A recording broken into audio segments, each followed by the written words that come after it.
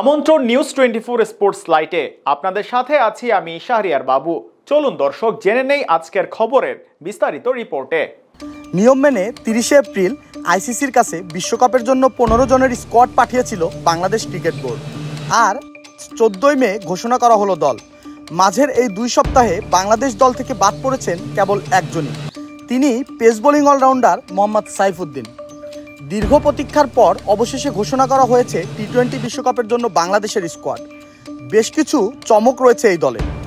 ইনজুরিতে পড়া তাসকিন আহমেদকে ICC mega ইভেন্টে টাইগারদের সহ অধিনায়কের দায়িত্ব দেওয়া হয়েছে। তবে দলে জায়গা পাননি পেস বোলার মোহাম্মদ সাইফুদ্দিন। তার সঙ্গে প্রতিদ্বন্দ্বিতা করে দলে জায়গা পেয়েছেন তানজিম হাসান সাকিব। বিসিবি 15 সদস্য ও 2 ট্রাভেলিং রিজার্ভের সমন্বয়ে চূড়ান্ত স্কোয়াডের নাম ঘোষণা করেছে। সাম্প্রতিক ফর্মে না থাকা সত্ত্বেও লিটন দাসের উপর বোর্ডের আস্থা রয়েছে, আর এই বিষয়টি সম্ভবত আলোচনার জায়গা দখল করতে চলেছে। বিসিবির প্রধান নির্বাচক গাজী আশরাফ হোসেন লিপু সাইফুদ্দিনকে দলে না রাখার বিষয়ে বলেছেন, আমাদের জন্য 2টি উপায় ছিল। প্রথমত, দলে থাকা ফিট ক্রিকেটারদের মধ্য থেকে নির্বাচন, দ্বিতীয়ত বাকিদেরও পরখ করে দেখা। আমরা চোট থেকে ফেরা সাইফুদ্দিনের পারফরমেন্স দেখতে চেয়েছিলাম, তার উপর অবশ্য আমাদের আস্থা ছিল।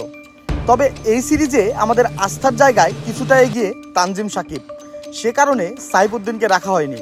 তিনি আরও বলেন, সাকিবকে আমরা শ্রীলঙ্কা সিরিজেও রেখেছি, তার একাগ্রতা ও আগ্রাসন খুব ভালো। তার সঙ্গে সাইফুদ্দিনের প্রতিযোগিতা চলছিল, সে জায়গায় সাকিব জিতে গেছে। হাসান মাহমুদকেও আমাদের ক্যারি করতে হচ্ছে, তবে আশা করি তাকে খেলানো লাগবে না। কেবল মূল স্কোয়াডেই নয়, ট্রাভেলিং রিজার্ভেও নাম নেই সাইফুদ্দিনের। গত 30 এপ্রিলই আইসিসির কাছে বিশ্বকাপের দল পাঠিয়েছিল বিসিবি। সেই দলে কেবল একটি পরিবর্তন হয়েছে বলে জানান বিসিবির প্রধান নির্বাচক লিপু, আর তা হচ্ছে সাইফুদ্দিনের বাদ পড়াটা। এর বাইরে বাকি 14 জনের জায়গা ঠিক রাখা হয়েছে বলে সংবাদ সম্মেলনে জানানো হয়। এদিকে সাইফুদ্দিনকে দলে না রাখায় ক্ষোভ প্রকাশ করেছে ক্রিকেট ভক্তরা, কেননা একজন ফাস্ট বোলার অলরাউন্ডার দলে বাড়তি শক্তি যোগায়।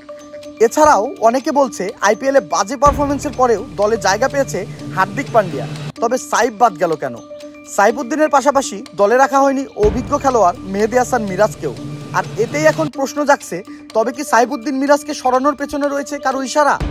এবারে টি-20 বিশ্বকাপে ডি গ্রুপে রয়েছে বাংলাদেশ। গ্রুপটিতে তাদের বাকি প্রতিপক্ষ দলগুলো হচ্ছে শ্রীলঙ্কা, দক্ষিণ আফ্রিকা, নেপাল ও নেদারল্যান্ডস। 8 জুন শ্রীলঙ্কার বিপক্ষে বাংলাদেশের প্রথম ম্যাচ।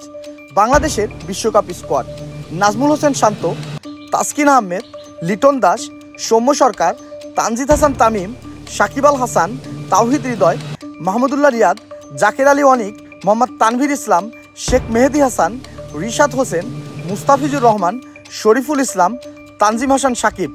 রিজার্ভ: আফিফ হোসেন ধ্রুব, হাসান মাহমুদ।